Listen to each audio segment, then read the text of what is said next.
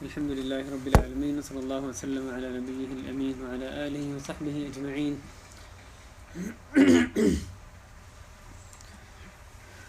اللہ رب العالمین نے فرمایا فاسألوا اہل الذکر ان کنتم لا تعلمون، کہ بس سوال کرو اہل ذکر سے، علماء سے، اگر تم نہیں جانتے.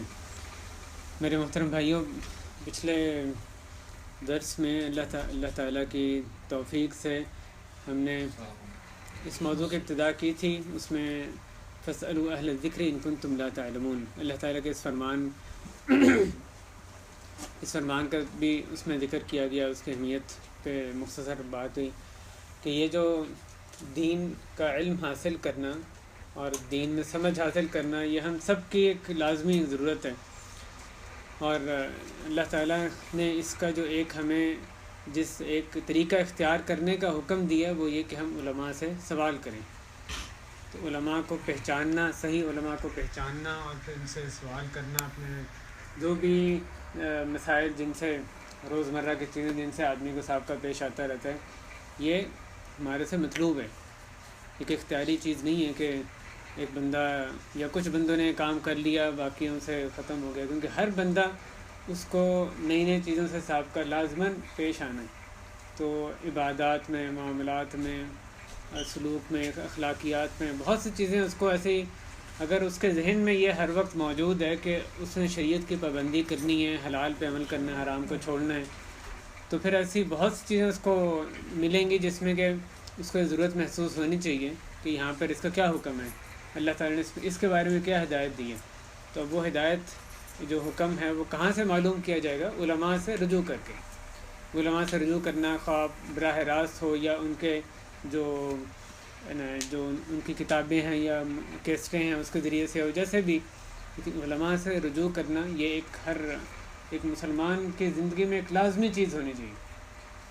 یہ اپنے آپ کی طرف ہم اپنا اس بارے میں بھی محاسبہ کرنے کی ضرورت ہے کہ کتنا ہمارا علماء سے تعلق، اور وہ بھی علماء کو، صحیح علماء کی پہچان اور پھر ان کی طرف رجوع کرنا، یہ ہماری زندگی میں کس حد تک ہے. بہرحال ایک علیحدہ، یہ صرف ایک اختصار کے ساتھ اس کی طرف، اس کی اہمیت کی طرف اشارہ ہے. جو بنیادی موضوع جس پر کہ ہمارا فوکس تھا پچھلی دفعہ بھی، وہ یہ کہ یہ جو ہماری ضرورت ہے علماء سے رجوع کرنا، جس کا کہ اللہ تعالی نے ہمیں مکلف ٹھہرایا ہے، ہمیں پابند کیا ہے، تو اس ضرورت کو جب ہم پورا کریں، علماء سے رجوع کریں، تو کن باتوں کا ہمیں خیال رکھنا ہے، کس طرح سے سوال کرنا ہے، کیسے چیزوں کے بارے میں ہم پوچھیں گے، اس کا طریقہ کیا ہوگا، ادب کیا ہوگا. رحمک اللہ. تو ہمارے سوال کرنے کا، علماء سے فتویٰ حاصل کرنے کا، دین کے مسائل پوچھنے کا، رہنمائی لینے کا ادب کیا ہوگا. اور اس بارے میں یہ ذکر کیا گیا کہ جو بہترین ادب جو مسلمانوں نے اختیار کیا وہ صحابہ کرام نے ہمیں کر کے دکھایا. جب صحابہ کرام نے رسول کریم صلی اللہ علیہ وسلم سے سوالات پوچھے، اس میں جو ادب تھا وہ ادب ہمیں بھی اختیار کرنا ہے. جو صحابہ کرام نے ادب اختیار کیا، ان کی زندگیوں میں ہم دیکھیں کس طرح سے انہوں نے سوال کیے، کیسے مسائل کا علم حاصل کیا، تو اسی طرح جیسے انہوں نے سوال کیے، کیسا ادب کا خیال رکھا، وہ ادب ہم نے ان سے سیکھنا ہے، تاکہ ہم اب جب علماء کی طرف رجوع کریں، ہم بھی ان کے نقش قدم پہ چلتے ہوئے وہی طریقہ اختیار کریں. اور اس حوالے سے کئی ایک باتیں جو صحابہ کرام نے جس کا خیال رکھتے تھے، اس کا پچھلے 2 ہفتے پہلے جو درس تھا اس میں تذکرہ ہوا. اس میں آخری پوائنٹ جس کی بات چل رہی تھی وہ اس تعلق سے تھا کہ سوال کرنے میں ایک فقہ یا سمجھ کے جو اپنا مقصود ہے اس کو صحیح طرح واضح کرنا مفتی کے سامنے. اور یہ ذکر کیا تھا کہ ایک مستفتی ہوتا ہے، مستفتی یعنی فتویٰ حاصل کرنے والا، فتویٰ طلب کرنے والا، اس کو مستفتی کہتے ہیں یا سائل کہہ لیں، اور دوسرا مفتی ہے دوسری طرف جو فتویٰ دے رہا ہے یا جو عالم دین ہے یا طالب علم ہے جس سے پوچھا جا رہا ہے. تو جو سائل ہے وہ جب پوچھے گا تو اس میں اپنا مقصود وہ صحیح طرح اچھے واضح انداز میں سامنے رکھے گا. یعنی ایسی جو چیزیں ہیں جو کہ سوال سے براہ راست متعلق ہیں، ایسے جو امور ہیں ان سب کی اپنے سوال میں وضاحت کرے. اور اس بات کی مختلف مثالوں کا پچھلی دفعہ تذکرہ کیا گیا. ان میں سے 3 مثالوں کا ذکر ہوا. آخری جو اس میں مثال تھی حضرت ثابت بن قیس رضی اللہ تعالیٰ عنہ، ان کی عورت کی تھی.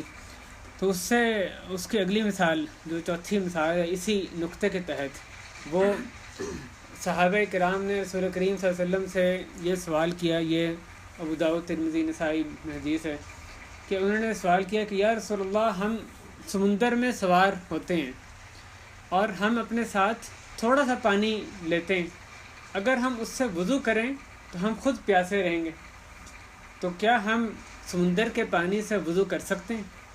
اور بھائی یہ جو باتیں حدیث پیش کی جاتی ہیں یہ بے شک ایک موضوع کے تحت کہ بھی ان کے سوال کرنے کا ادب کیا تھا، لیکن آپ اس سے ہٹ کر بھی ہر حدیث پہ غور کریں تو کتنے اور فوائد، اصلی جو موضوع ہے اس کی مناسبت سے ہٹ کے بھی بہت سے فوائد اس سے حاصل ہوتے ہیں۔ ہر واقعے سے رسول اللہ صلی اللہ علیہ وسلم سے انہوں نے یہ سوال پوچھا، یہ جواب دیا۔ اب وہ سوال جواب وہ ہمارے بھی سیکھنے کی چیزیں، اس سے اور بھی بہت سی باتیں حاصل ہوتی ہیں اس سوال کے ادب کے علاوہ بھی، لیکن یہاں پر ان کی باتوں کی تفصیل کا موقع نہیں ہے۔ تو اب یہ سوال کر رہے ہیں کہ یا رسول اللہ، ہم سمندر میں سوار ہوتے ہیں، کشتی میں، شپ میں سوار ہوتے ہیں۔ آپ غور کریں ان کے سوال کیسے انہوں نے جو متعلقہ حقائق تھے، یعنی جو چیزیں جن کا ان کے حساب سے سوال پر اثر انداز ہو سکتی تھی اس سوال کے جواب پر، ان سب کی انہوں نے اس سوال میں وضاحت کی، اور اختصار کے ساتھ، وضاحت کے ساتھ۔ یا رسول اللہ، سمندر میں سوار ہوتے ہیں، اپنے ساتھ پانی لے لیتے ہیں، لیکن پانی ہم اپنے ساتھ تھوڑا پانی لیتے ہیں کیونکہ کشتی میں بہت سارا پانی تو نہیں ہم ساتھ لے کے جا سکتے۔ اب وہ پانی اگر ہم اسی سے وضو کریں تو ہم خود پیاسے رہیں گے، تو ہمارے لیے خود پینے کے لیے ہمیں پانی چاہیے، تو وہ پانی صرف ہمارے پینے کے لیے کافی ہوتا ہے، وضو کے لیے کافی نہیں ہوتا۔ تو یہ دیکھیں انہوں نے سارے حقائق جو سوال کے متعلق چیزیں تھے اس میں بیان کی۔ پھر کہتے ہیں کیا سمندر کے پانی سے وضو کر سکتے ہیں؟ رسول کریم صلی اللہ علیہ وسلم افضل ترین معلم، انہوں نے ان کو جواب دیا البحر طہور ماؤہ، کہ جو سمندر ہے اس کا پانی پاکیزہ ہے۔ تو یہ ان کے سوال کا جواب اتنا ہی کافی تھا کہ سمندر کا پانی پاکیزہ ہے، اس سے وضو کیا جا سکتا ہے۔ آدمی کے پاس دوسرا پانی موجود ہو یا نہ ہو اس سے قطع نظر، وہ سمندر کے پانی ذات خود پاکیزہ ہے، اس سے وہ کسی وقت بھی، یعنی تمام حالات میں سمندر کے پانی سے وضو کر سکتے ہیں، جائز ہے۔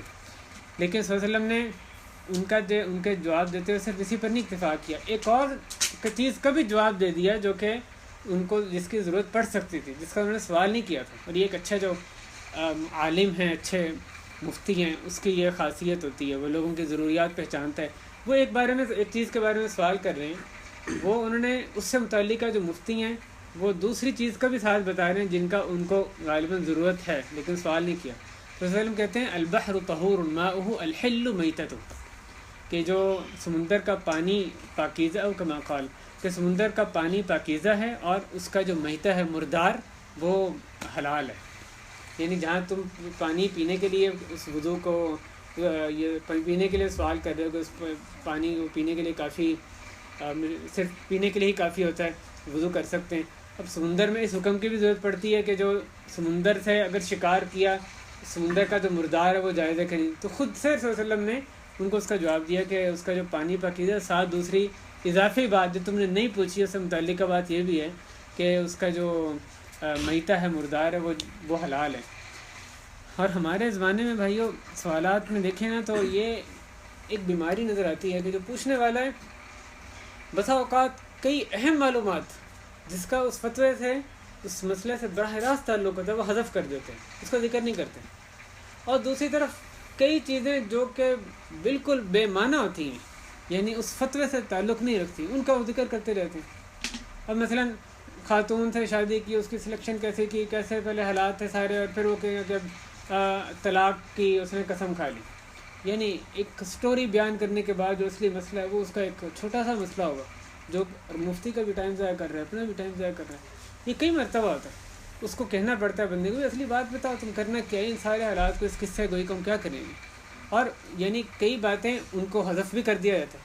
کئی دفعہ یہ ہوتا ہے وراثت کا ایک بندہ سوال پوچھ رہا ہے اور کئی ورثہ اس نے اندر سے ختم کر دیے، اب وہ مفتی کو پوچھ رہا ہے ایک آدمی مرا، اس کے یہ وارث ہیں، کیا حکم ہے، اس نے تو اس پہ بتا دینا ہے۔ یہ تصور یہ کہ اور کوئی نہیں ہے، یہ تم نے جو بتایا اس میں یہ مسئلہ ہے، اس نے باقی ورثہ بتائی نہیں۔ تو یعنی جو ضروری معلومات ہیں ان کو حذف کر دینا، ان کو نہ بتانا۔ کئی باتیں جو کہ آپ کو یقین نہیں بھی ہے کہ شاید اس کا مسئلہ سے تعلق ہو یا نہ ہو، لیکن ان کا اس سے تعلق کسی طرح سے بنتا ہے، یعنی آپ کا گمان ہے کہ شاید تعلق ہو، ان کو بھی مفتی کے سامنے رکھیں گے، ہو سکتا ہے اس کا حکم میں تعلق ہو، اور خواہ خواہ کی تفصیلات جن کا کوئی اس سے تعلق نہیں ہے تو وہ اپنا اور اس کا جو مفتی کا اور جو باقی سوالات پوچھنے والے ہیں جو اس کے انتظار میں ان کا ٹائم نہ ضائع کریں۔ یہ صحابہ کرام نے ہمیں ادب سکھایا۔ اس موقع پہ جو بدو لوگ، جو عقل مند بدو آیا کرتے تھے، ان کی جو سوالات ہیں اس سے بھی ہمیں یعنی کئی ایک آداب ملتے ہیں۔ ایک دفعہ یہ صحیح مسلم میں حدیث ہے کہ ایک بدو تشریف لاتے ہیں، ایک بدو آتے ہیں رسول اللہ علیہ وسلم کے پاس اور کہتے ہیں کہ یا محمد صلی اللہ علیہ وسلم، کہ آپ کا رسول ہمارے پاس آیا اور اس نے یہ زعم کیا، دعویٰ کیا کہ آپ کو اللہ تعالیٰ نے بھیجا ہے۔ تو آپ صلی اللہ علیہ وسلم نے فرمایا کہ صدقہ، اس نے سچ کہا۔ تو یہ کہتا ہے کہ آسمان کو کس نے پیدا کیا؟ صلی اللہ علیہ وسلم نے فرمایا اللہ تعالیٰ نے۔ وہ کہتا ہے کہ زمین کو کس نے پیدا کیا؟ پھر کہتا ہے پہاڑ کس نے گاڑے؟ پھر اس پہ کہتا ہے کہ زمین پر جو نفع بخش چیزیں، لوگوں کے لیے جو منفعت کی چیزیں، وہ کس نے بنائی؟ صلی اللہ علیہ وسلم ہر سوال کو جواب دے رہے تھے اللہ تعالیٰ نے۔ پھر وہ کہتا ہے اس کی قسم دے کر میں آپ سے پوچھتا ہوں، اس کا واسطہ دے کر، جس نے کہ آسمان پیدا کیا اور زمین پیدا کی اور اس میں پہاڑ گاڑے اور اس میں فائدے کی چیزیں اس نے بنائیں، کہ کیا اللہ تعالیٰ نے ہی اللہ تعالیٰ نے آپ کو تمام لوگوں کی طرف مبعوث کیا؟ تو اس نے کہا ہاں، کہ ایسے ہی ہے۔ تو پھر اس نے کہا کہ آپ کے جو رسول تھا، آپ کا جو بھیجا ہوا بندہ، اس نے یہ دعویٰ کیا کہ ہمارے اوپر دن میں 5 نمازیں فرض ہیں۔ تو اس نے کہا صدقہ۔ تو وہ کہتا ہے کہ میں اس کی قسم کھا کے جس نے کہ آپ کو بھیجا ہے اس کا واسطہ دے کر پوچھتا ہوں، کیا اس اللہ تعالیٰ نے آپ کو حکم دیا اس بات کا؟ تو رسول اللہ نے ہاں، اسی نے حکم دیا۔ اس طرح سے اس کے بعد اس نے پھر پہلے نماز کا، پھر زکوٰۃ کا ذکر کیا، پھر صدقے کا ذکر کیا، پھر حج کا ذکر کیا، اور اس میں یہ بھی ذکر کیا کہ حج اس نے کہا، آپ کے رسول نے، آپ کے پیغمبر نے، بھیجے قاصد نے، کہ ہمارے اوپر حج فرض ہے اس شخص کے لیے جو کہ بیت اللہ تک پہنچنے کی استطاعت رکھتا ہو۔ یہ بات بھی ساتھ ذکر کی۔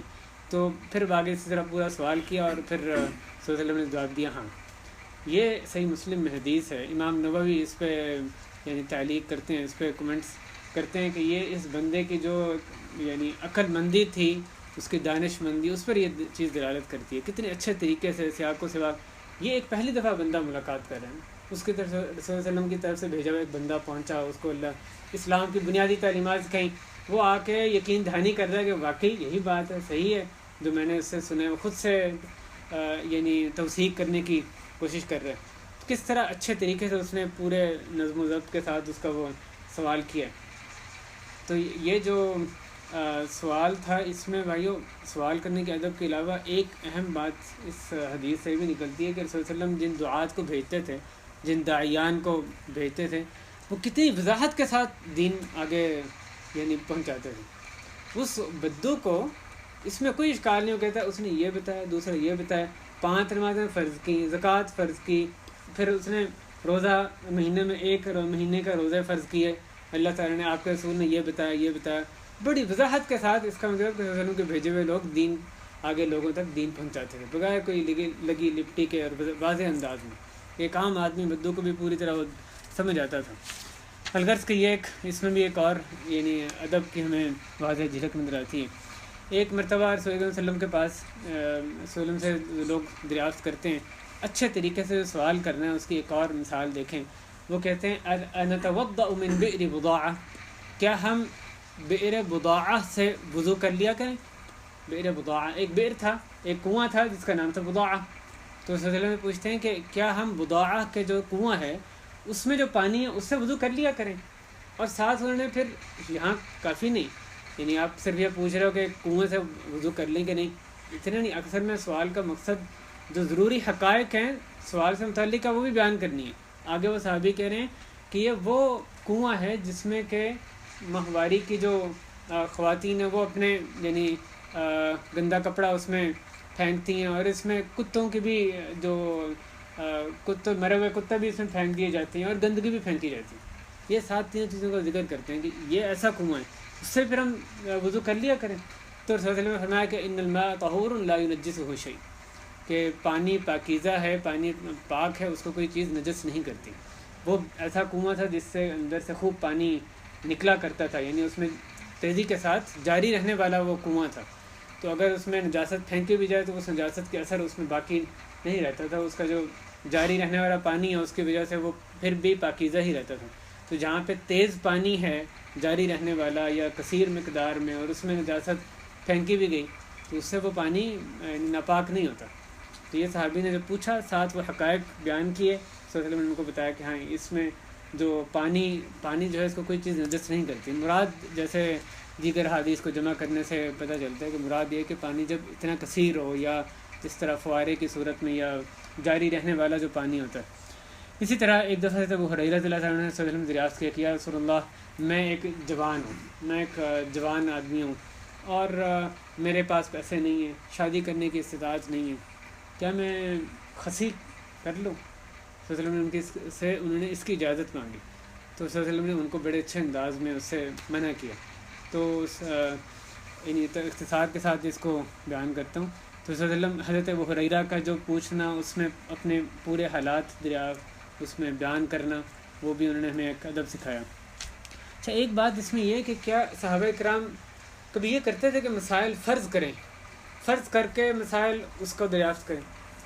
تو یہ بات ہمیں نظر آتی ہے صحابہ کے جو استفتاء تھا، سوالات پوچھنے، اس میں بات بھی نظر آتی ہے کہ وہ جو بات واقعہ نہیں ہوئی، اصل میں ہوئی، مسئلہ پیش نہیں آیا، اس کو فرض کر کے پوچھنا، لیکن صرف وہ مسئلے جن کا وقوع پذیر ہونا یعنی اس کا بہت زیادہ امکان تھا، اس کا امکان موجود تھا. ایک ایسے فرضی مسئلے نہیں جو کہ بعید از قیاس کہیں واقعہ ہونا ہی ان کا بڑا دور کی بات ہو.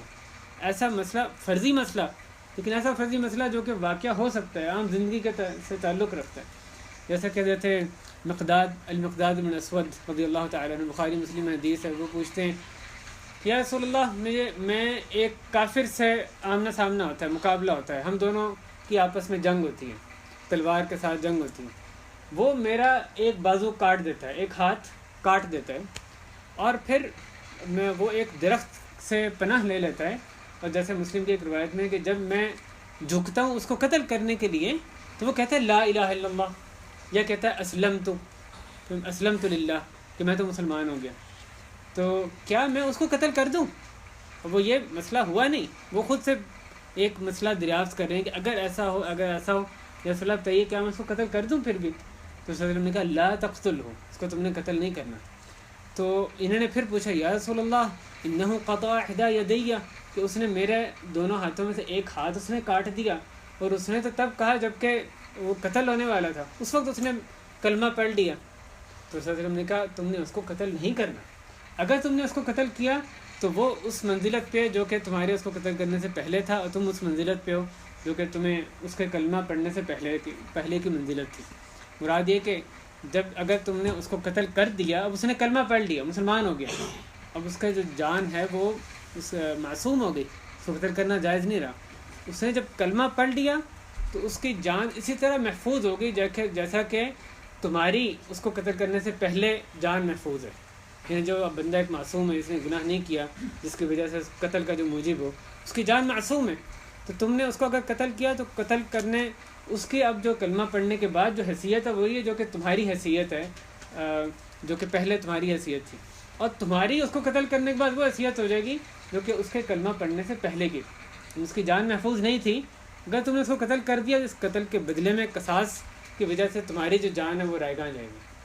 تو یہ ایک حضرت مقداد بن اسود رضی اللہ تعالیٰ عنہ ایک دفعہ سوال کیا، انہوں نے جواب دیا، انہوں نے دوبارہ تاکید کے لیے سوال کیا، رسول اللہ اس نے یہ کیا کیا پھر بھی یہی حکم ہے؟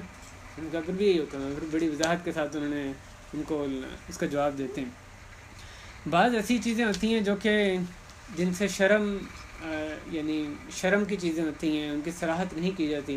تو ہمیں صحابہ کرام کی زندگی میں یہ ملتا ہے کہ ان چیزوں کے بارے میں جب سوال کرتے تھے تو کنایت اختیار کرتے تھے، ان میں صراحت سے کھلے الفاظ میں سوال سمجھ بھی آ جائے، لیکن ہر چیز کی تفصیل اور وہ بعینی وہی الفاظ کا ذکر کرنا یہ نہیں کیا جاتا، بلکہ کنایت میں اس سوال کو پوچھا جاتا تھا. اتنی بس وضاحت کریں کہ جو مقصد ہے وہ سمجھ آ جائے. اس تعلق سے ہمیں مثلا حضرت رفاع القروی رضی اللہ تعالیٰ عنہ، ان کی عورت تھیں، ان کی بیوی تھی، وہ رسول اللہ علیہ وسلم کے پاس آتی ہیں. وہ کہتی ہیں کہ میں رفاعہ کے تحت تھی، ان کی بیوی تھی رفاعہ القروی، ان کی بیوی. وہ کہتی ہیں کہ میں رفاعہ کے تحت تھی، انہوں نے مجھے طلاق دے دی. فبت طلاقی، حتیٰ کہ طلاق انہوں نے تیسری طلاق بھی مجھے دے دی، تب واپس جانے کا کوئی امکان باقی نہیں ہے، تیسری طلاق بھی دے دی۔ اور پھر میں نے عبد الرحمن ابن الزبیر رضی اللہ تعالیٰ ان سے شادی کر لی۔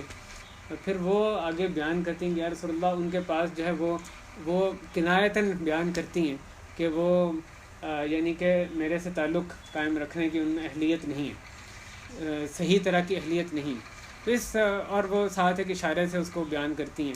تو صلی اللہ علیہ وسلم اس پر مسکراتے ہیں۔ حضرت ابوبکر صدیق وہاں بیٹھے ہوئے تھے، باہر جو تھے ایک اور صحابی جن کا نام خالد تھا وہ تھے، وہ آواز دیتے ہیں ابوبکر رضی اللہ عنہ کہ آپ اس عورت کو منع نہیں کریں گے، کیسی باتیں کر رہی ہیں، کیسا سوال یہ پوچھ رہی ہیں؟ لیکن صلی اللہ علیہ وسلم مسکرا رہے تھے۔ تو صلی اللہ علیہ وسلم نے ان کو کہا کہ شاید کہ تم چاہتی ہو کہ رفاعہ کی طرف واپس چلی جاؤ، واپس پلٹ جاؤ۔ دیکھیں ایک مفتی ہے نا، وہ عورت نے پوچھا نہیں ہے، اس نے صرف اپنے حالات بتائے ہیں، رسول اللہ شادی ہو گئی ہے، اگلے شوہر جو ہے وہ قابل نہیں ہے۔ صلی اللہ علیہ وسلم سمجھ گئے کہ اصل میں پوچھنا کیا چاہ رہی ہیں۔ صلی اللہ علیہ وسلم نے کہا کہ شاید کہ تم رفاعہ کی طرف اسی طرح ہی واپس پلٹنا چاہتی ہے، دوبارہ اس کی زوجیت میں آنا چاہتی ہے، تو نہیں، حتیٰ کہ تم اس کے ساتھ تمہارا دخول ہو جائے، تو تب تک تم اس کے سابقہ شوہر کی طرف واپس نہیں جا سکتے۔ تو یہ صحابیہ کا ایک کنایتاً سوال کرنا تھا، اور صلی اللہ علیہ وسلم کا جواب، صلی اللہ علیہ وسلم کی جو یعنی دور اندیشی، ان کی معاملہ فہمی، وہ بھی اس میں دیکھیں، تو بندہ صراحت نہیں کر رہا، وہ سمجھ گئے کہ اصل میں سوال کرنے کا مقصد کیا۔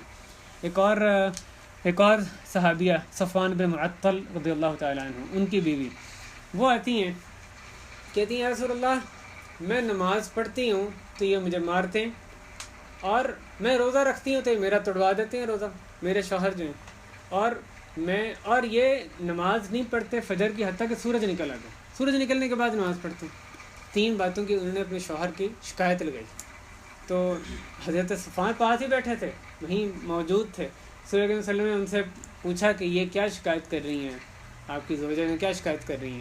تو وہ کہتے ہیں کہ رسول اللہ، ان کا پہلی بات یہ کہنا کہ یہ نماز پڑھتی ہیں اور میں ان کو مارتا ہوں، تو یہ 2 صورتیں پڑھتی ہیں، پتہ نہیں کون سی 2 صورتیں مراد ہوں گی، شاید لمبی ہوں، اللہ جانے، یہ 2 صورتیں پڑھتی ہیں، میں اس کو کہتا ہوں کہ 1 صورت پڑھا کرو، یہ 2 صورتیں پڑھتی ہیں، لمبی نماز پڑھتی ہیں، اس وجہ سے یہ مجھے معطل کر دیتی ہیں، یعنی مجھے اس کا زیادہ انتظار کرنا پڑتا ہے، تو میں اس کو فرض چیز سے تو نہیں روکتا، میں کہتا ہوں بھائی لمبی نہیں، 2 کی بجائے 1 صورت پڑھ لو، اور 1 صورت بھی لوگوں کے لیے کفایت کرتی ہے۔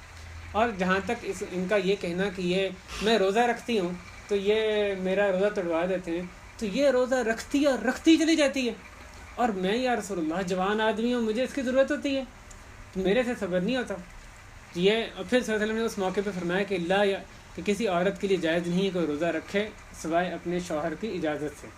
اور پھر وہ کہتے ہیں کہ یا رسول اللہ، اور تیسری جو بات اس نے کہی کہ میں نماز نہیں پڑھتا حتیٰ کہ سورج نکل جاتا ہے، تو یہ جو بات ہے یہ قد عرف عنا، ہمارے اہل بیت سے جو ہم گھر والے ہیں، ہمارے سے بات معروف ہے کہ ہمارے میں بیماری ہے، ہمیں جاگ نہیں آتی، یعنی ہم تب جاگتے ہیں جب کہ تقریباً سورج نکلنے والا ہوتا ہے، یعنی کہ صرف یہ میری بات نہیں ہے، میرے دادا، ہمارے جو خاندان ہے اس میں بیماری، یہ مجھے وراثت میں بیماری ملی ہے کہ ہمیں جاگ بہت ہی مشکل سے آتی ہے، جاگ آتی ہے جب کہ سورج نکلنے والا ہوتا ہے۔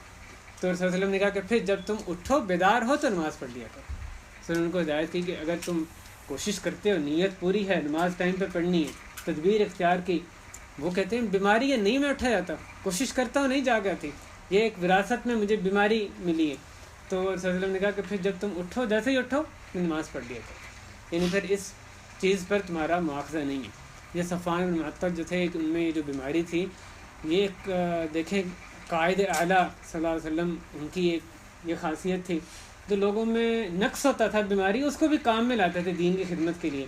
جب وہ قافلہ چل رہا ہوتا ہے، صفوان بن معطل اٹھنے میں یہ باقی لوگوں سے بڑی دیر لگاتے تھے، تو ان کی یہ ذمہ داری لگائی ہوئی تھی کہ آپ نے پیچھے پیچھے چلنا ہے، باقی سب چلے جائیں گے، اٹھ کر بیدار ہو کر تیار ہو کر چل پڑے گا قافلہ۔ ان کو کہتے تھے کہ تم نے پیچھے پیچھے چلنا، اگر کسی چیز کی، کسی بندے کی کوئی چیز گر گئی ہے، کوئی اور ایسا کوئی رہ گئی ہے، تو وہ تمہیں رستے میں نظر آ جائے، کوئی قافلے سے پیچھے پیچھے۔ تو ان کی جو بیماری تھی اس کو بھی صلی اللہ علیہ وسلم کام میں لائے کہ کس طرح سے وہ دین کی خدمت کے لیے استعمال ہو سکتی ہیں۔ یہ ایک اور سوال پوچھنا، اس کی ہمیں مثال ملی۔ اسی طرح سے ایک صحابی جو کنایت میں جو سوالات پوچھے گئے، ایک صحابی آ کے پوچھیں یا رسول اللہ، میرا وہ کپڑا جس میں اپنے گھر والوں کے پاس جاؤں، بس اتنا سوال کیا، میرا وہ کپڑے جس میں گھر والوں کے پاس جاؤں اس میں نماز پڑھ سکتا ہوں؟ تو صلی اللہ علیہ وسلم نے کہا پڑھ سکتے ہو، الا یہ کہ تم اس میں کچھ چیز دیکھو تو اس کو پھر دھو لو۔ کس طرح یعنی سوال، مختصر سوال اور انتہائی واضح جو ہے جواب اس کا ہمیں ملتا ہے۔ اس طرح ہم نے وہ حدیث بھی سنی کہ صحابی جو رمضان میں آتے ہیں اور کہتے ہیں یا رسول اللہ میں ہلاک ہو گیا، اپنی عورت کے پاس چلا گیا رمضان میں، تو صلی اللہ علیہ وسلم ان کو پھر کہتے ہیں کفارے کا بتاتے ہیں کہ یہ کرو، نہیں وہ کہتے ہیں نہیں کر سکتا، یہ کرو نہیں کر سکتا، تو آخر میں 60 مسکینوں کھانا کھلاؤ، اس کی استطاعت نہیں رکھتے۔ غرض کہ وہ بھی ایک یعنی کنایت کی اس میں ایک ہمیں مثال ملتی ہے۔ ایک صحابی صلی اللہ علیہ وسلم سے پوچھتے ہیں کہ یا رسول اللہ، ایک آدمی جو کہ اٹھے اور وہ بلل، وہ گیلا دیکھے، اپنے کپڑے کو گیلا پائے، لیکن اس کو یہ یاد نہ ہو کہ اس کو احتلام ہوا ہے، سوتے میں احتلام اس کو یاد نہ ہو، لیکن اٹھے تو وہ احتلام کا جو اثر ہے وہ اپنے کپڑے میں موجود پائے، کیا اس پر بھی غسل ضروری ہے؟ تو صلی اللہ علیہ وسلم نے کہا ضروری ہے۔ اور پھر یعنی اسی طرح وہ بندہ جو کہ اٹھے، اس کو یاد ہے کہ احتلام ہوا ہے لیکن کپڑے میں اثر نہیں ہے موجود، تو اس پر غسل ضروری نہیں۔ تو یہ صحابی بھی اس طرح ایک ایسی بات جس سے کہ عام طور پہ شرمایا جاتا ہے، وہ بھی جو پوچھتے ہیں کہ یا رسول اللہ اس طرح سے ہو تو کیا اس کا حکم ہوگا، غسل ضروری ہے کہ نہیں؟ تو اصل میں جو غسل کا حکم ہے وہ یہ کہ اگر وہ اس کا اثر موجود ہے تو غسل فرض ہوتا ہے۔ احتلام اس کو یعنی یاد ہے یا نہیں یاد سوتے میں، لیکن اگر وہ اٹھتا ہے اس کا اثر پاتا ہے تو اس صورت میں اس پر غسل جو ہے وہ لازم ہے۔ تو بعض اوقات بھائیوں ہمیں یہ نظر آتا ہے کہ صحابہ کے سوالات سے پہلے ایسی تمہید نظر آتی ہے جو کہ یعنی اس سوال کی جسٹیفیکیشن کے طور پہ لگتا ہے کہ وہ پہلے پیش کرتے تھے، عذر پہلے پیش کرتے تھے سوال کرنے سے پہلے۔ مثلا صحیح بخاری میں حدیث ہے، ایک اعرابی آتے ہیں اور وہ ایک اعرابی صحابی آتے ہیں، وہ آ کے صلی اللہ علیہ وسلم سے پوچھتے ہیں یا رسول اللہ میں آپ سے سوال کروں گا اور میں سوال میں سختی کروں گا، آپ اپنے دل میں برا محسوس نہ کریں، سوال میں ایسا کرنے میں اس میں سختی کروں گا، آپ برا نہ محسوس کریں۔ صلی اللہ علیہ وسلم نے فرمایا سل عما بدا لک، جو تمہارے جی میں پوچھو، کوئی بات نہیں۔ پہلے انہوں نے اپنا عذر جو ہے وہ پیش کیا، رسول اللہ سختی، سوال کچھ ایسا ہے آپ اس میں دل میں کچھ محسوس نہ کریں۔ ایک اور صحابی آتے ہیں حضرت ام سلمہ رضی اللہ تعالیٰ عنہ، وہ کہتی ہیں کہ ام سلیم رضی اللہ تعالیٰ عنہ وہ رسول اللہ علیہ وسلم کے پاس، وہ صلی اللہ علیہ وسلم سے دریافت کرتی ہیں یا رسول اللہ اگر وہ عورت کو احتلام ہو تو کیا اس کے لیے بھی غسل ضروری ہے؟ تو رسول اللہ علیہ وسلم نے کہا اس کے لیے بھی ضروری ہے اگر وہ پانی دیکھے۔ تو حضرت ام سلمہ جو حدیث کی راوی ہیں وہ کہتی ہیں انہوں نے اپنا چہرہ ڈھانپ لیا، کہ عورت سوال کر رہی ہے، کیسا شرم کا۔ یہ جو صحابیہ تھیں یہ پہلے آ کے انہوں نے یہ تمہید باندھی، ام سلیم جنہوں نے سوال کیا تمہید باندھی کہ ان اللہ لا یستحیی من الحق، کہ اللہ تعالیٰ حق بات سے شرماتے نہیں۔ پھر آگے اپنا سوال کیا، کیونکہ سوال ایسا تھا جس میں ظاہر شرم کی بات تھی، تو اس سے پہلے ایک تمہید باندھتی ہیں کہ رسول اللہ بات تو وہ ایسی ہے شرم والی، لیکن اللہ تعالیٰ حق میں نہیں شرماتے۔ آگے اپنا سوال کیا، جو سوال کیا صدر میں اس کا جواب دے دیا، اور وہ ایک یعنی سلیم الفطرت جو خواتین ہیں حضرت ام سلمہ وہ بھی اس میں فرماتی ہیں کہ کیسی بات تھی نہیں پوچھ رہی۔ انہوں نے پھر صدر نے دریافت کیا کہ عورت کو بھی لاحق ہوتا ہے، صدر نے اس بات میں جواب دیا۔ ہمارا اس میں تفصیل کا موقع نہیں ہے۔ اچھا، بعض اوقات ہمیں صحابہ سے یہ نظر آتا ہے کہ سوال جب پوچھتے تھے تو اگلے کے صلی اللہ علیہ وسلم کے دل کو مائل کرنے کی پہلے کوشش کرتے تھے، یعنی اپنے لیے خاص ان میں جذبہ پیدا کرنے کی کہ بھی ان کی طرف خاص توجہ دی جائے ان کے خاص عذر کی وجہ سے۔ ایک صحابی جب صلی اللہ علیہ وسلم خطبہ دے رہے تھے، صحیح مسلم میں حدیث ہے کہ صلی اللہ علیہ وسلم خطبہ دے رہے تھے، اور یہ جو راوی ہیں صاحب قصہ وہ خود ہی اس کو روایت کرتے ہیں کہ میں مسجد نبی میں گیا، صلی اللہ علیہ وسلم خطبہ دے رہے تھے، آ کے کہتے ہیں یا رسول اللہ رجل غریب لا یدری ما دینہ، کہ ایک آدمی اجنبی آدمی ہے، وہ اپنا دین سیکھنا چاہتا ہے اور اس کو نہیں پتہ اس کا دین کیا ہے، وہ دین سیکھنا چاہتا ہے، یا انہوں نے اس طرح کے کوئی الفاظ کہے۔ وہ خطبہ صلی اللہ علیہ وسلم ارشاد فرما رہے تھے، صلی اللہ علیہ وسلم وہ کہتے ہیں کہ صلی اللہ علیہ وسلم اسی وقت خطبے سے ممبر سے نیچے تشریف لائے اور میرے پاس آ گئے، صلی اللہ علیہ وسلم کے لیے ایک کرسی لائی گئی جس کا کہ جو پائے تھے وہ بیان کرتے ہیں کہ وہ لوہے کے تھے، اس پر وہ بیٹھے اور انہوں نے مجھے جو اللہ نے ان کو سکھایا تھا اس میں سے مجھے سکھایا، اور پھر وہ اوپر دوبارہ خطبے کے لیے گئے اور اپنے خطبے کا آخری حصہ جو ارشاد فرمایا۔ تو یہ جو صحابی ہیں انہوں نے پوچھنے سے پہلے اپنا ایک عذر ظاہر کیا، رسول اللہ ایک آدمی اس کو نہیں پتہ دین سیکھنا چاہتا ہے، دین کا اس کو کچھ نہیں پتہ، اس کو دین آپ سے سیکھنا ہے۔ خطبے کے اندر خطبہ توڑ کر وہ آتے ہیں، خطبے کو وقف اس میں یعنی اس میں ٹھہر کر آتے ہیں، پہلے ان کے سوال کا جواب دیتے ہیں، جو بھی انہوں نے ان کو سکھانا تھا دین سکھاتے ہیں، پھر جا کر خطبے کی اپنی تکمیل فرماتے ہیں۔ صحیح مسلم میں ایک اور ہمیں یہ ادب بھی یعنی مفتی کی طرف سے بعض سوالوں میں یہ نظر آتا ہے کہ اچھے جو سوالات ہوتے تھے بعض اوقات صلی اللہ علیہ وسلم اس سوال پہ بھی تعریف کیا کرتے ہیں کہ یہ بڑا آپ کا بڑا اچھا سوال ہے. جو مفتی ہے جس سے پوچھا جا رہا ہے. ایک بدو آتے ہیں، صحابی آتے ہیں، وہ کہتے ہیں یا رسول اللہ مجھے بتائیے ایسی چیز کا بتائیے جنت سے قریب کر دے جہنم سے دور کر دے. تو صلی اللہ علیہ وسلم نے کہا کہ لقد وفق، یا دوسری روایت میں لقد ہدیہ، کہ یہ تو اس کو توفیق دے دی گئی ہے، یہ ہدایت پر آ گیا. اور پھر اس کو کہا کہ پھر پوچھو تم نے کیسا سوال کیا. یہ لقد وفق یہ صحابہ کرام کی طرف دیکھ کر کہا. وہ بندہ آیا، اس نے سوال کیا، اس نے باقی صحابہ کی طرف دیکھ کر کہا کہ اس کو کیا اچھا سوال کیا، اس کو توفیق مل گئی، اس کو یہ ہدایت پر آ گیا. پھر اس کو کہا کہ پھر دہراؤ تم نے کیا سوال کیا. تو اس نے پھر اپنی بات دہرائی. پھر صدر نے اس کو جواب دیا کہ تم اللہ کی عبادت کرو، اس کے ساتھ کسی کو شریک نہ کرو، اور نماز قائم کرو، زکوٰۃ دو، اور پھر آخر میں اس حدیث کے صلہ رحمی کا بھی ذکر کیا کہ صلہ رحمی کرو. تو یہ جو سوال کرنے والے کی تعریف کرنا، اگر اس کا سوال اچھا ہے، وہ بھی ہمیں سنت سے اس کا ثبوت ملتا ہے. بعض اوقات ایسا سوال جو کہ مناسب سوال نہیں ہے، ایک ایسی چیز کے بارے میں سوال جو کہ اس سے متعلقہ نہیں ہے، جس کے بارے میں نہیں پوچھا جانا چاہیے، ایسی بات کے بارے میں پوچھا جاتا ہے تو صلی اللہ علیہ وسلم اس کی جو توجہ ہے وہ ایسی بات کی طرف اس سے پھیر کر دوسری بات کی طرف کر دیتے جو کہ اصل میں اس سے متعلق ہے. صحابی آتے ہیں، پوچھتے ہیں یا رسول اللہ متی الساعہ، یا رسول اللہ قیامت کب آئے گی. تو صلی اللہ علیہ وسلم یہ سوال جو تھا تو کسی کو نہیں پتہ، صلی اللہ علیہ وسلم کو بھی نہیں پتہ، کسی مخلوق کو نہیں پتہ قیامت کب آئے گی. تو صلی اللہ علیہ وسلم ان کا توجہ ایک اور بات کی طرف دلاتے ہیں، کہتے ہیں وما اعددت لها، تم نے اس کے لیے تیاری کیا کی ہے.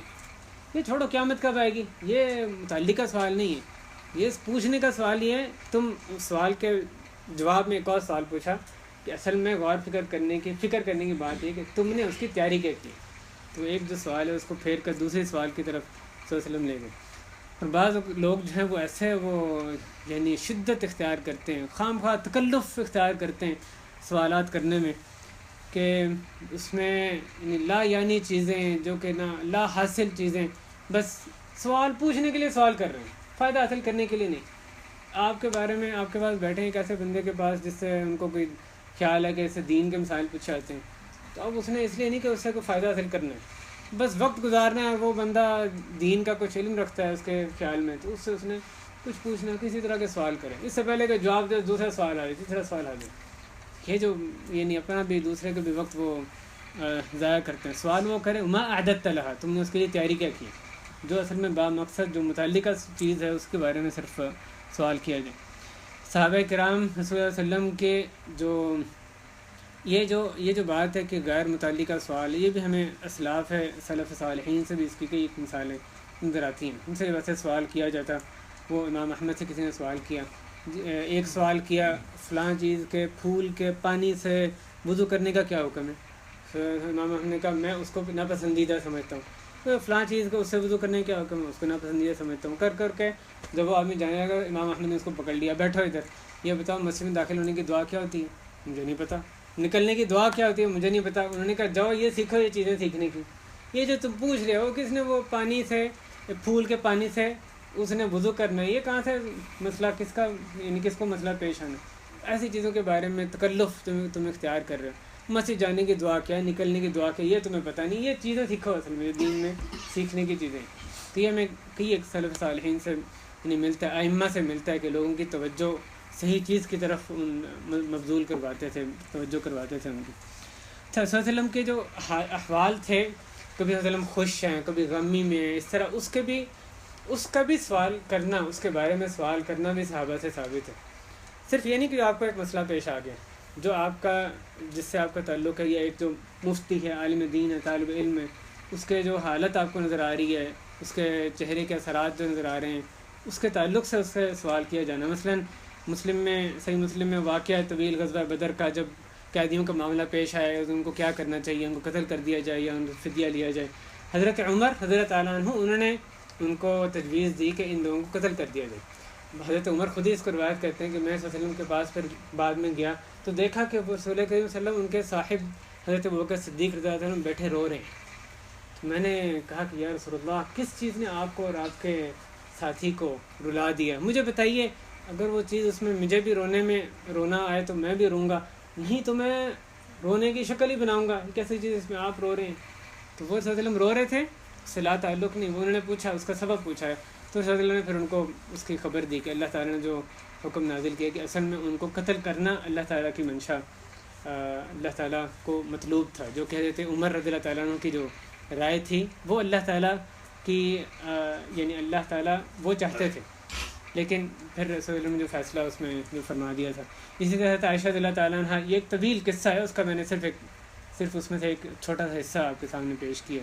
غزوہ بدر کا مسلم میں یعنی اس میں کیا فیصلہ ہوا نہیں ہوا ایک اور طویل قصہ ہے. تو اسی طرح صحیح مسلم میں ہی ایک اور حدیث ہے عائشہ رضی اللہ تعالیٰ عنہ کی. وہ رسول اللہ صلی اللہ علیہ وسلم یہ حجۃ الوداع کے موقع پر صلی اللہ علیہ وسلم ان کے پاس تشریف لاتے ہیں اور غصے میں تھے. تو وہ پوچھتی ہیں یا رسول اللہ من اغضبک ادخلہ اللہ النار، یا رسول اللہ کس نے آپ کو غصہ دلایا، اللہ تعالیٰ اس کو آگ میں داخل کرے. اور پھر صلی اللہ علیہ وسلم نے ان کو جو حج تمتع کا جو قصہ ہے اس میں، کیونکہ صحابہ کرام ذہنی طور پہ تیار نہیں تھے حج تمتع کے لیے کہ وہ احرام اس سے پہلے کہ حج پورا مکمل کر لیں اس سے پہلے احرام کھول دیں، اسی صحابہ کو اس پہ عمل کرنا شروع میں وہ تردد تھا. بہر کیف جب صلی اللہ علیہ وسلم اس پہ وہ یعنی صلی اللہ علیہ وسلم اس وجہ سے غصے میں حضرت عائشہ کے پاس آتے ہیں تو وہ دریافت کرتے ہیں رسول اللہ کس نے آپ کو غصہ دلایا، اللہ تعالیٰ اس کو آگ میں داخل کرے. اور اس کے بعد باقی حدیث ہے. اسی طرح یہ بھی ادب ہمیں بعض اوقات نظر آتا ہے کہ اگر ایک مسئلہ بتایا گیا اور وہ اس مسئلے کے خود وہ جو مفتی ہیں یعنی وہ اس کے خلاف کرتے نظر آتے ہیں، تو اس سوال میں بھی دوسرا سوال وہ مستفتی کرتا نظر آتا ہے، سائل کرتے نظر آتے ہیں. اس کی صرف ایک مثال حضرت ام سلمہ رضی اللہ تعالیٰ عنہ صلی اللہ علیہ وسلم سے انہوں نے سنا تھا کہ عصر کی نماز کے بعد نماز پڑھنا مکروہ ہے، نہیں پڑھنی. انہوں نے دیکھا کہ حضرت عصر کی نماز کے بعد رسول اللہ صلی اللہ علیہ وسلم نماز پڑھ رہے ہیں، 2 رکعت ادا کر رہے ہیں، فرض نماز ہو گئی جماعت کے ساتھ، اس کے بعد 2 رکعت خود سے گھر میں ظاہر ہے ام سلمہ کے پاس ادا کر رہے ہیں. حضرت ام سلمہ نے ایک بچی کو کہا یا لونڈی کو کہا کہ جاؤ ان کو جا کے کہو کہ آپ نے تو اس وقت میں منع کیا تھا نماز پڑھنے سے، بس ان کے پاس جا کے ان کے پاس کھڑے ہو. تو یہ اس حدیث سے بھی علماء فائدہ اخذ کرتے ہیں، کسی نمازی کو بات کہنی ہے تو اس کے ساتھ جا کے ساتھ کھڑے ہو کے اس کو ایسا آواز میں بات ان کے پاس جا کے کھڑے ہو، ان کو کہو، اور اگر پھر وہ خاموش رہیں تو بس تم واپس آ جانا اور اس کے آگے نہیں کچھ اور یعنی بڑھنا. تو اس نے جا کے پوچھا، صلی اللہ علیہ وسلم نے خاموشی اختیار کی، واپس آ گئے. پھر صلی اللہ علیہ وسلم نے ان کو بتایا کہ ایک وقت آ گیا تھا ظہر کے بعد، اس کی وجہ سے ظہر کے بعد کی سنت کا ان کا موقع نہیں مل سکا، تو یہ وہ 2 رکعتیں جو کہ ظہر کے بعد کی رہ گئی تھیں وہ حضرت عصر کے بعد آپ ادا فرما رہے تھے. تو جو ان کو اشکال ہوا صلی اللہ علیہ وسلم سے ایک چیز سیکھی تھی اس میں اشکال ہوا، وہ دوبارہ سے ام سلمہ رضی اللہ تعالیٰ عنہ انہوں نے رسول اللہ علیہ وسلم سے دریافت کیا. بہرحال یہ جو سوالات ہیں اس کا یہ ادب بعض آداب ہیں جو کہ ہمیں حدیث سے نظر آتے ہیں. ان آداب کا خیال رکھنا یہ ہماری آپ کی بھی یعنی تعلیم کے لیے چیز ہے. بعض اوقات جیسے طلاق کے مسائل کوئی لوگ پوچھتے ہیں، اب وہ جو مسئلہ پوچھ رہا ہوتا ہے نا اس نے اپنے مطلب کا فتویٰ اخذ کرنا ہوتا ہے، تو وہ طلاق میں کئی ایک مسئلے میں ایسی چیزیں حذف کر دے گا جو کہ اصل میں یعنی براہ راست اس سوال سے متعلق ہیں، لیکن وہ پوچھے گا ہاں طلاق بس اتنی دفعہ ہو گئی کیا حکم ہے، یا ایسے قسم کھا لی کیا حکم ہے. اس کو پتہ ہے کہ یہ اور جو چیزیں ہوئیں کہ اس نے وہ ساری ختم کر دیں. تو یہ ایک مفتی کا کام ہے وہ سمجھے. اور بھائیو اگر وہ مفتی انسان ہی اس نے اگر غلط مسئلہ بتا کے کئی ایک حقائق حذف کر کے غلط فتویٰ حاصل کر لیا تو اس کی وجہ سے وہ حرام چیز حلال تو نہیں ہو رہی تھی. یہ تو امانت داری کا کام ہے، پوچھنے والے کا کام ہے کہ ہاں وہ صحیح طرح پورے حقائق سامنے رکھے. بعض اوقات بندے کو پتہ بھی نہیں ہوتا پوچھنے والے کو کہ کون سی چیزیں اس میں بتانی تھیں، تو پھر وہ جو اچھا عالم ہے جو صاحب بصیرت جو طالب علم ہے وہ پھر خود سے پوچھتا ہے کہ اچھا اس میں اس کی کیا تفصیل ہے، اس میں یہ کیا ہوا یہ کیا ہوا. لیکن اچھا سوال پوچھنے والا وہ ہے جو کہ متعلقہ تفصیلات خود ہی سے بتا دے کہ اس میں یہ باتیں، اب آپ مسئلہ بتائیے، کہ اس کو بغیر پوچھے ہی مزید سوالات مفتی جو ہے اس کا جواب دے سکیں. آخری چیز اس پہ ہم ختم کرتے ہیں. اگر صلی اللہ علیہ وسلم کوئی فتویٰ دیتے یا ایک بات اور اس میں صحابہ کرام کو کوئی اشکال ہوتا تو وہ ساتھ ہی اس میں دریافت فرماتے تھے. صلی اللہ علیہ وسلم نے کہا اذا التقى المسلمان بسيفيهما فالقاتل والمقتول في النار، کہ جب 2 مسلمان اپنے تلواروں کو لیے ہوئے آمنا سامنا ان کا ہو ایک دوسرے سے لڑنے کے لیے تو قاتل اور مقتول دونوں آگ میں ہیں، دونوں جہنم میں. تو صحابہ نے پوچھا رسول اللہ قاتل تو سمجھ آتی، قاتل نے تو قتل کیے، مقتول کیوں آگ میں جائے گا؟ صلی اللہ علیہ وسلم نے ایک فتویٰ دیا، ایک مسئلہ نص واضح فرمایا. صحابہ کرام کو اس میں اشکال تھا تو وہ شرم کی وجہ سے خاموش نہیں رہے. اس میں ساتھ سے انہوں نے پوچھا رسول اللہ قاتل تو ٹھیک ہے, مقتول کیوں جہنم میں جائے گا؟ تو آپ نے فرمایا انہ کان حریصا علی قتل صاحبہ, کہ وہ اپنے ساتھی کو قتل کرنے کا حریص تھا. دونوں تلوار آمنے سامنے ایک دوسرے کو قتل کرنے کے لیے آئے. آخر میں تو ایک ہی نے قتل کرنا ہے, ایک نے قتل ہونا ہے. ایک قتل ہو گیا, دوسرا نہیں ہوا, لیکن جو ہوا قتل اس کی بھی کوشش یہ تھی کہ وہ دوسرے قتل کر دے.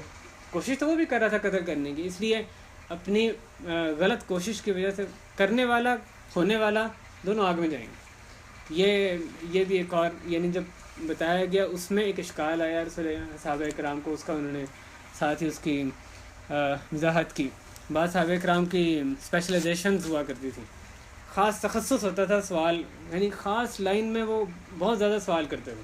حضرت حذیفہ بن یمان رضی اللہ تعالیٰ عنہ جو رسول اللہ علیہ وسلم کے ایک رازدار یعنی راز جن صلی اللہ علیہ وسلم کے راز ان کے پاس تھے, منافقین کے نام جن کو بتائے تھے.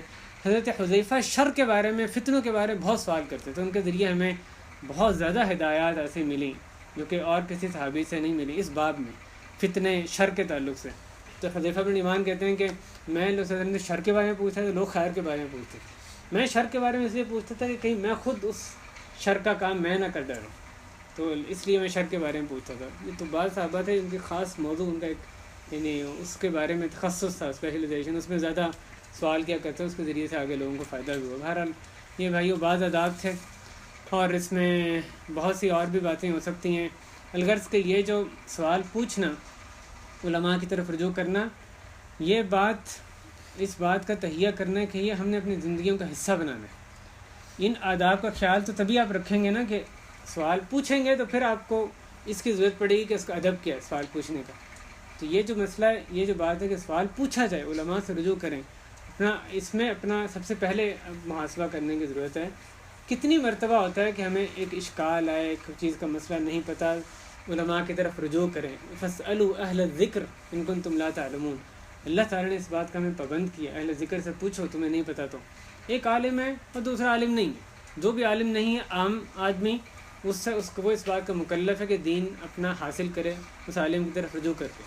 تو یہ جو اللہ تعالیٰ کا حکم ہے, اس پر کتنا عمل کر رہے ہیں, کتنا ہماری زندگیوں میں یہ طریقہ پایا جاتا ہے کہ ہم ہر موقع پہ عالم کی طرف رجوع کریں, اچھے علماء کو پہچانیں, ان کو انکریج کریں, ان سے رجوع کریں, ان سے جا کے اپنے مسائل پوچھیں, دین کا علم حاصل کریں. تو یہ بات بھائیو, یہ اس بات کا اگر اپنا زندگی کا ایک لازمی حصہ بنا لیں تو بہت زیادہ فائدہ ہوتا ہے. یقین مانے ایک بندہ جو کتاب پڑھتا ہے, آپ صرف گھر بیٹھے ہوئے کتاب پڑھیں کہ میں دین کا علم حاصل کر لوں خود ہی سے, نیٹ پہ پڑھ لوں گا, کتاب پڑھ لوں گا, وہی اتنا ہی وقت آپ اگر ایک عالم کی طرف رجوع کریں, ایک اچھے معتمد عالم, ربانی عالم, اس کی طرف رجوع کریں, اپنے دین کا علم سیکھیں, کہیں تھوڑے وقت میں کہیں بہتر طریقے سے آپ علم سیکھ سکتے ہیں. اور ساتھ ساتھ تربیت بھی آپ حاصل کریں گے جو کہ کتاب آپ کی تربیت نہیں کریں گے. تو یہ ایک لازمی حصہ ہونا چاہیے علماء کی طرف رجوع کرنا, اور پھر جب رجوع کریں تو ان باتوں کا, ان آداب کا خیال بھی رکھنا جو کہ صحابہ کرام کی زندگیوں میں ہمیں نظر آتے ہیں, ان کی پاسداری کرنا, یہ بھی اس بات کی ہمیں تعلیم دی گئی. اللہ تعالیٰ ہمیں علماء حق, علماء ربانیین, ان کی پہچان کرنے, ان کی طرف ان کو اپنا مرجع بنانے کی توفیق عطا فرمائے. وہ علماء جو کہ قرآن حدیث کا صحیح فہم رکھتے ہیں, سلف صالحین کے نہج پہ, صحابہ کرام کے طریقے پہ چلنے کی کوشش کرتے ہیں, ان کی طرف ہمیں رجوع کرنے کی توفیق عطا فرمائے, ان کی پہچان کی, ان کی قدر کرنے کی توفیق عطا فرمائے, اور ان سے سوال کرتے ہوئے صحابہ کرام کے نقش قدم پر چل کر ادب, مکمل ادب کا خیال رکھنے کی توفیق عطا فرمائے. آج ایک حسن دریس صاحب نے ایک سوال کہا تھا کہ درس میں اس کی بھی وضاحت کر دیں. اس میں دو باتیں تھیں نماز کے میں دعا کرنے کے تعلق سے. ایک بات یہ تھی کہ نماز میں, فرض نماز یا نفل نماز, جو اس میں ضروری دعائیں جو سکھائی گئی ہیں, مثلاً سبحان ربی الاعلیٰ ہے یا اور جو دعائیں سکھائی گئیں, اب اس میں کیا مزید دعائیں بھی کی جا سکتی ہیں؟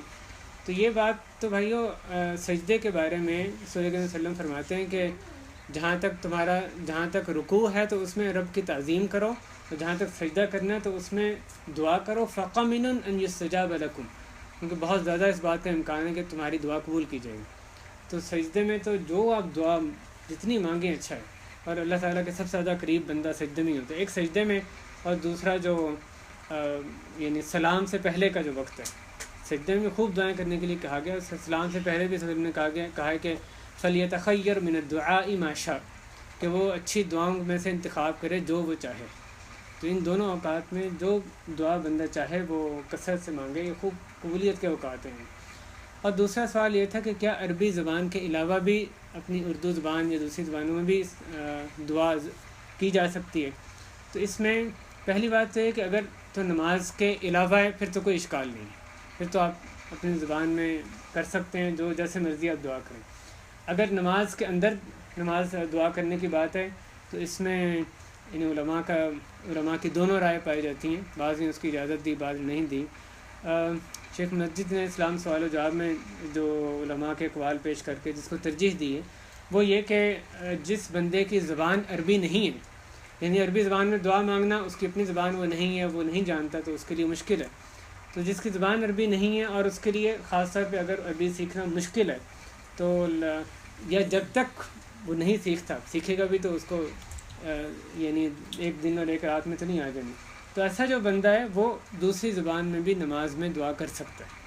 یہ مسئلہ اختلافی ہے، لیکن جیسے میں بتایا کہ ایک محقق علماء ان کی یہ رائے ہے، شیخ مسجد نے اسلام سوال جواب میں لکھا ہے، انہوں نے اس بات کو ترجیح دی ہے کہ عربی زبان کے علاوہ بھی، انہوں نے شیخ الاسلام ابن تیمیہ رحمہ اللہ کے بھی اس میں اقوال پیش کیے ہیں کہ عربی زبان کے علاوہ بھی دعا نماز میں کی جا سکتی ہے اس شخص کے لیے جو کہ عربی زبان میں دعا نہ کر سکے، یعنی جس کی عربی زبان اپنی زبان نہیں ہے اور عربی سیکھنے میں اس میں دشواری ہے۔ اور بندے کو کوشش کرنی چاہیے جتنی ہو سکے وہ عربی سیکھے، جو قرآن کی زبان ہے، فصیح بلیغ زبان، اور پھر اس میں دعائیں کریں۔ سب بہترین دعا ساتھ نے بھی لکھا ہے کہ بہترین دعائیں قطعی طور پہ وہی دعائیں جو کہ مسنون دعائیں، قرآن یا حدیث کی جو ہی الفاظ آئے ہیں، وہ جو الفاظ ہیں وہ تو یقیناً سب سے بہتر الفاظ ہیں، یعنی آپ عربی میں بھی دوسرے الفاظ میں مانگیں تو وہ اس جیسے نہیں ہو سکتے۔ لیکن اب آپ نے اس کو چھوڑ کے اور دعائیں مانگنی ہیں، آپ کو دعائیں ایسے کم یاد ہیں، یا جو آپ مانگنا چاہ رہے ہیں آپ کو عربی کی دعا نہیں مل رہی جو جن الفاظ سے آپ دعا مانگیں، مسنون دعا، پھر آپ اپنی زبان میں بھی دعا مانگ سکتے ہیں۔ اللہ تعالیٰ علم۔ اللہ تعالیٰ ہمارا یہاں بیٹھنا سننا کہنا قبول فرمائے اور ہمیں اخلاص عطا فرمائے، ہمارے تمام نیک اعمال قبول فرمائے، اور ہمیں ایک دوسرے سے اپنی خاطر محبت کرنے والا بنا دے۔ اے اللہ ہمیں جنات الفردوس میں جمع فرما، وہاں پہ ہمیں درجات جنات میں اونچے درجات ہمیں عطا فرما۔ اے اللہ ہمارا حساب کتاب آسان فرما، ہمیں ہمارے لیے دین کو سیکھنا آسان فرما دے۔ اے اللہ اس کی سمجھ عطا فرما دے، قرآن و حدیث کی سمجھ عطا فرما دے، رسول اللہ علیہ وسلم کے نقش قدم پر چلنے کی توفیق عطا فرما، صحابہ کرام سے سچی محبت کرنے، ان کے نقش قدم پہ چلنے کی توفیق عطا فرما۔ وصلی اللہ وسلم۔ اے اللہ اس اہل خانہ پر خصوصی رحمت و برکت نازل فرما، اس درس کی بدولت انہوں نے جو اس میں محنت کی ان کو بھرپور اجر عطا فرما۔ اے اللہ کہنے والا سننے والے تمام حاضرین کی اے اللہ تمام گناہ ہمارے معاف فرما دے، ہمیں نیکیوں کی توفیق عطا فرما، برائیوں سے بچنے والا بنا دے۔ صلی اللہ وسلم وبارک علی نبینا محمد وعلی آلہ وصحبہ اجمعین، الحمد للہ رب العالمین۔ یہ جو آپ نے بتایا نا یہ فرض نمازوں میں بھی موجود ہے، یہ ایک ہی حکم ہے، اس میں تو کوئی